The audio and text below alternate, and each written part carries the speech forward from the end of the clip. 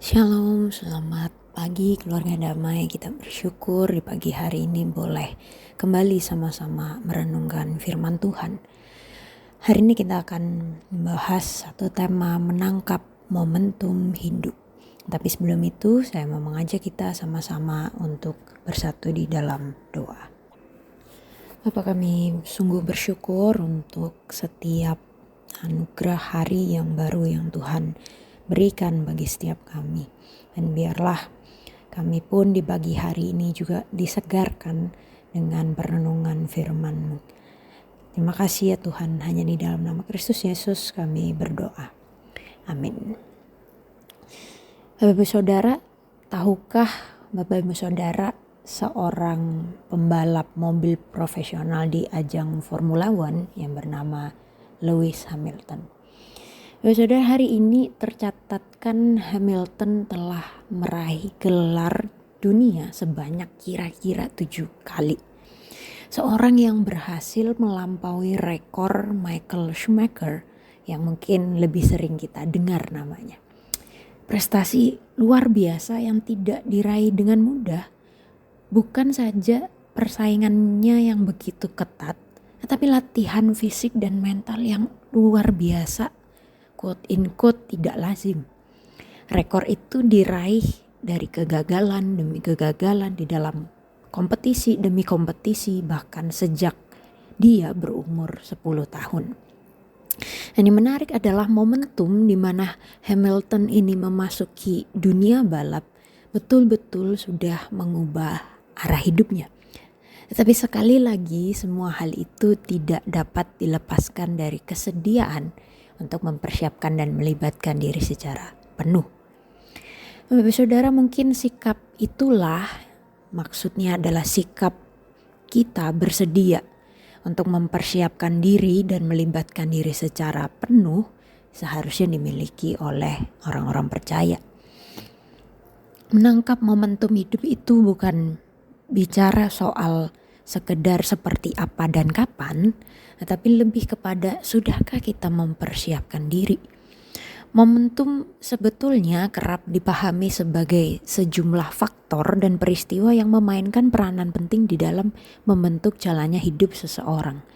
Momentum-momentum itu mungkin bisa saja berupa rekonsiliasi, kegagalan, maupun keberhasilan di dalam studi, pekerjaan, pelayanan. Momentum itu juga bisa berupa masa-masa di mana kita menerima Kristus sebagai Tuhan dan Juru Selamat, bahkan dibaptis.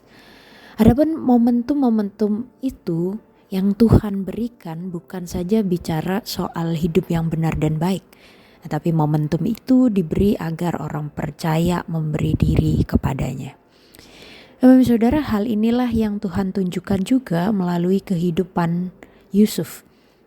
Saat ini saya mengajak kita sama-sama membaca Kejadian pasal yang ke-45 ayat yang pertama sampai yang ke-8. Kejadian pasal 45 ayat yang pertama sampai yang ke-8. Yusuf memperkenalkan diri kepada saudara-saudaranya. Ketika itu Yusuf tidak dapat menahan hatinya lagi di depan semua orang yang berdiri di dekatnya, lalu berserulah dia, "Suruhlah keluar semua orang dari sini." Maka tidak ada seorang pun yang tinggal di situ bersama-sama Yusuf ketika ia memperkenalkan dirinya kepada saudara-saudaranya.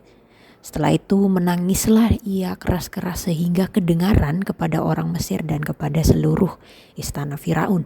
Dan Yusuf berkata kepada saudara-saudaranya, "Akulah Yusuf, masih hidupkah Bapa?" Tetapi saudara-saudaranya tidak dapat menjawabnya sebab mereka takut dan gemetar menghadapi dia. Lalu kata Yusuf kepada saudara-saudaranya itu, "Marilah dekat-dekat." Maka mendekatlah mereka dan katanya lagi, "Akulah Yusuf, saudaramu yang engkau jual ke Mesir. Tetapi sekarang janganlah bersusah hati dan janganlah menyesali diri karena kamu menjual aku ke sini. Sebab untuk memelihara kehidupanlah Allah menyuruh aku mendahului kamu. Karena telah 2 tahun ada kelaparan dalam negeri ini, dan selama 5 tahun lagi orang tidak akan membajak atau menuai. Maka Allah telah menyuruh aku mendahului kamu untuk menjamin kelanjutan keturunanmu di bumi ini. dan untuk memelihara hidupmu sehingga sebagian besar daripadamu tertolong. Jadi bukankah kamu yang menyuruh aku ke sini, tetapi Allah, dialah yang telah menempatkan aku sebagai bapak bagi Firaun dan tuan atas seluruh istananya dan sebagai kuasa atas seluruh tanah Mesir. Bapak saudara, hari di mana Yusuf berrekonsiliasi atau memiliki relasi yang membaik dengan saudara-saudaranya tentunya tidak bisa dilepaskan dari apa yang terjadi di dalam kehidupan Yusuf di masa lampau. Narasi kitab Kejadian mencatat bahwa lalu kata Yehuda kepada saudara-saudaranya itu, apakah untungnya kalau kita membunuh adik kita itu dan menyembunyikan darahnya? Marilah kita jual dia kepada orang Ismail ini, tetapi janganlah kita apa-apakan karena dia saudara kita, darah daging kita. Jadi ketika kita melihat bagian ini, itu menjadi hari terburuk yang Yusuf pernah hadapi. Kalau dipikir-pikir ini bukan saja diasingkan, tetapi sebetulnya Yusuf sedang dikhianati oleh saudara-saudaranya. Bahkan kalau kita baca di dalam kitab Kejadian, di kemudian hari Yusuf bahkan menjadi seorang budak, dia dipermainkan, difitnah, bahkan dia dipenjarakan. Nah, tapi bagian yang kita baca barusan, Kejadian pasal 45, bagian yang kita baca tadi menunjukkan bahwa ada satu pembalikan yang begitu indah. Yusuf menyatakan bahwa meskipun mereka merencanakan kejahatan dengan menjualnya ke Mesir, Allah memiliki rencana yang lebih besar. Itu sebabnya dia dapat berkata di dalam Kejadian pasal yang ke-50 ayat yang ke-20, dia katakan, memang kamu telah mereka-rekakan yang jahat terhadap aku, tetapi Allah telah mereka-rekakannya untuk kebaikan, dengan maksud melakukan seperti yang terjadi sekarang ini, yakni memelihara hidup suatu bangsa yang besar. Yusuf menyadari bahwa Allah menggunakan segala peristiwa itu untuk menyelamatkan banyak nyawa selama masa kelaparan yang sedang dan akan datang.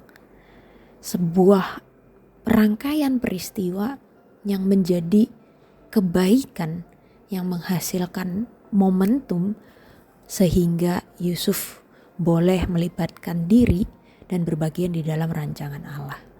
Bahkan kita melihat di pasal 45 ayat ke-6 sampai 8, karena semua hal ini mereka dapat melewati masa kelaparan. Maka pertanyaannya, bagaimana bisa gitu ya? Apakah ini semata-mata karena Yusuf yang hebat? Tidak, karena kita kembali diperlihatkan bahwa kasih dan kedaulatan Allah semata yang memungkinkan semua hal ini terjadi. Di balik segala peristiwa, Yusuf sedang dipersiapkan untuk menjadi raja dan bisa melalui masa kelaparan. Kasih dan kedaulatan Allah di dalam setiap momentum kehidupan kita temukan juga sebetulnya di dalam kehidupan Yesus Kristus. Momentum di mana ia disalib menjadi suatu pembalikan total hidup orang-orang yang percaya kepadanya. Mereka yang dahulunya hidup di dalam kegelapan, Efesus pasal yang ke-5 katakan, dahulu hidup di dalam kegelapan, tapi kini berada di dalam terang. Maka hal yang perlu direnungkan bagi setiap kita hari ini, gimana dengan kita? Momentum-momentum penting yang mengubahkan kehidupan itu Tuhan sediakan bagi setiap kita. Tapi pertanyaannya adalah, sudahkah kita mempersiapkan diri? Sudahkah kita terus percaya bahwa Tuhan berdaulat di balik setiap peristiwa dalam kehidupan kita? Sudahkah kita bergantung terus kepadanya? Dan jika kita rasa kita pernah melewatkan momentum itu, maukah hari ini kita belajar kembali menggunakan momentum itu, momentum-momentum yang ada ke depan, atau momentum yang sudah terjadi, yang menghasilkan pelajaran tertentu, kita kembali melihat itu sebagai rancangan Allah untuk memuliakan Dia. Walaupun tidak mudah bagi saya juga, tapi biarlah Roh Kudus yang terus memampukan kita hari lepas hari. Amin. Kita bersatu di dalam doa. Bapa, kami bersyukur karena kami memiliki Allah seperti Engkau.